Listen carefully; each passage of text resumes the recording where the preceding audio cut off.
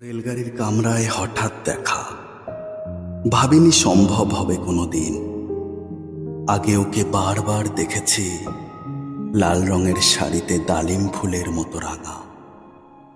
আজ পড়েছে কালো রেশমের কাপড়, আঁচল তুলেছে মাথায়, দোলন চাপার মতো চিকন গোড় মুখখানি ঘিরে। মনে হলো কালো রঙে একটা গভীর দূরত্ব ঘনিয়ে নিয়েছে নিজের চারদিকে, যে দূরত্ব সর্ষে ক্ষেতের শেষ সীমানায় শালবনের নীলাঞ্জনে। থমকে গেল আমার সমস্ত মনটা। চেনা লোককে দেখলেম অচেনার গাম্ভীর্যে। বাইরের আকাশের দিকে তাকিয়েই শুধলো, আমাদের গেছে যে দিন, একেবারেই কি গেছে, কিছুই কি নেই বাকি।